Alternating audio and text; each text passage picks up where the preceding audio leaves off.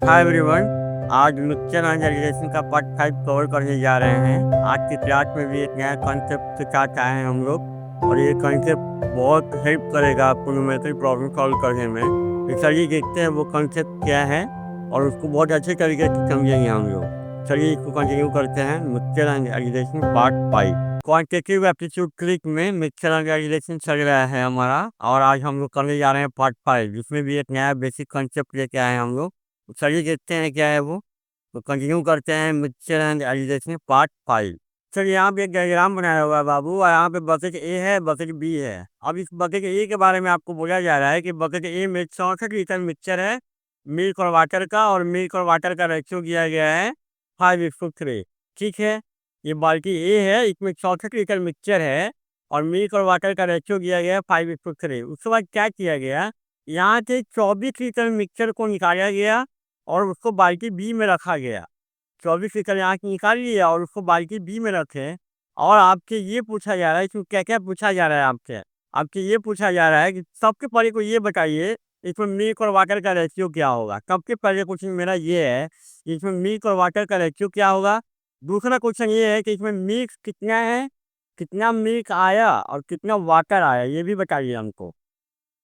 उसके बाद हमको ये बताइए कि जब 34 लीटर मिक्सचर था, उसमें 24 लीटर यहाँ निकाले, तो इसमें मिल्क और वाटर कितना बचा।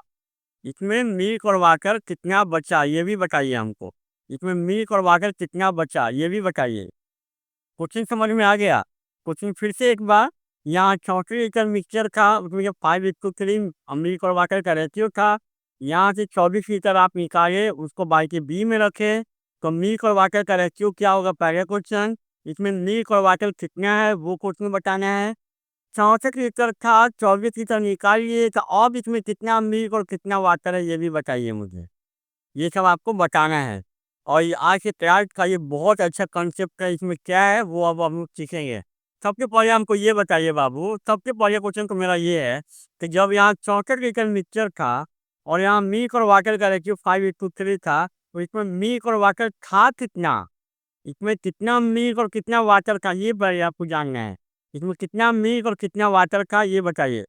सुनिए, जब 64 लीटर मिक्सचर था और मिल्क और वाटर का रेशियो 5:3 था, तो इसमें मिल्क और वाटर कितने का वो निकाल सकते हैं हम लोग। कैसे करेंगे, 5 और 3 जोड़ेंगे, लड़कियों को तो 8, और 8 कितना 64 के बराबर। तो ये कितना 64 का बटे 8 मतलब 8 के बराबर। तो मिल्क और वाटर का अगर क्वांटिटी पता करना है, इसका मतलब इस रेशियो में हमको 8 से गुना करना है। तो मिल्क कितना हो गया, 5 गुना 8, 5 गुना 8 मतलब 40 लीटर मिल्क है। और वाटर कितना, 3 गुना 8 मतलब 24 लीटर वाटर है। इसमें कोई दिक्कत नहीं ना। 64 लीटर था, उसमें 5:3 रेशियो है, तो मिल्क था 40 लीटर और वाटर था 24 लीटर। अब आपने किया क्या, सुनिएगा। आपने ये किया कि यहाँ से आपने 24 लीटर निकाला और उसको बाल्टी बी में रखा। यही नहीं किए आप, यहाँ के क्या किए, आपने 24 लीटर निकाला और उसको बाल्टी बी में रखा। तो सबसे पहले क्वेश्चन ये है कि मिल्क और वाटर का रेशियो क्या होगा। देखिए, यही आज के क्लास का कंसेप्ट यही है। जब भी मिक्सचर में से क्वांटिटी निकाला जाएगा, जब भी मिक्सचर में से क्वांटिटी निकाला जाएगा, तो यहाँ जो मिल्क और वाटर का रेशियो है, वही रेशियो यहाँ भी होगा। इसका मतलब अगर यहाँ मिल्क और वाटर का रेशियो 5:3 है, तो मिक्सचर में से क्वांटिटी निकाला गया है, तो यहाँ भी मिल्क और वाटर का रेशियो यही होगा। आज के क्लास का यही सबसे बड़ा कंसेप्ट। तो मतलब अगर यहाँ मिक्सचर के क्वांटिटी से अगर कितना भी क्वांटिटी आप निकालेंगे, तो उसमें मिल्क और वाटर का रेशियो यही रहेगा। मतलब 5:3 ही होगा यहाँ मिल्क और वाटर का रेशियो। मतलब पहला क्वेश्चन का आंसर 5:3, इसका आंसर 5:3। अब 24 लीटर को 5:3 में डिवाइड करना है, कि इसके आसान क्वेश्चन को दुनिया में कुछ भी नहीं होगा। 24 को 5:3 में डिवाइड करना है, तो क्या करेंगे, 5 प्लस 3 को जोड़ेंगे, 8 के बराबर, सॉरी 8, और 8 को करेंगे 24 के बराबर, तो एक कितने के बराबर, 24/8 मतलब 3 के बराबर। रेशियो में गुना करना है 3 के, मिल्क और वाटर का क्वांटिटी पता करने के लिए। तो यहाँ मिल्क कितना 5 गुना 3 मतलब 15 लीटर। वाटर कितना 3 गुना 3 मतलब 9 लीटर, यही हो गया। 3 गुना 3 मतलब 9 लीटर। तो बउआ इसमें मिल्क है इसमें आपका 15 लीटर और वाटर कितना 9 लीटर। यहाँ कोई दिक्कत अभी तक कोई दिक्कत नहीं होगा अभी तक।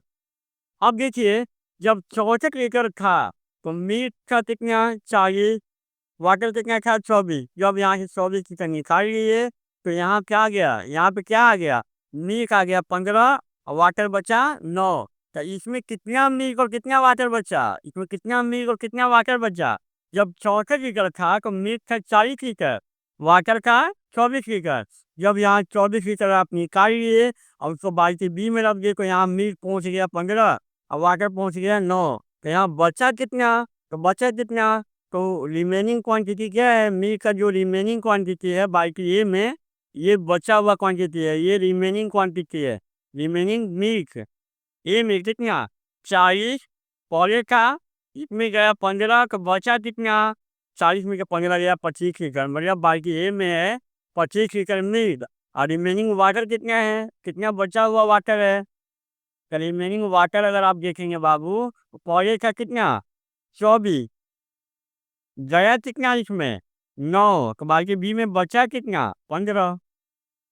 मतलब इसमें अब जो मिल्क है बाबू वो है कितना 25 लीटर और वाटर कितना, वाटर अगर आप यहाँ पे देखेंगे तो वाटर है 15 लीटर। ठीक है, अब देखिए ये तो हो गया ऐसे निकालने के लिए। अब हम कोई मिक्सचर के इसको निकालते हैं।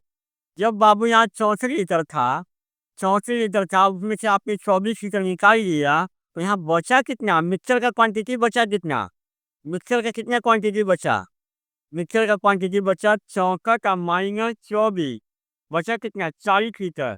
तो बचा हुआ क्वांटिटी में यहाँ मिक्सचर का क्वांटिटी है 40 लीटर, तो बचा हुआ क्वांटिटी में मिल्क और वाटर का रेशियो भी वही होगा।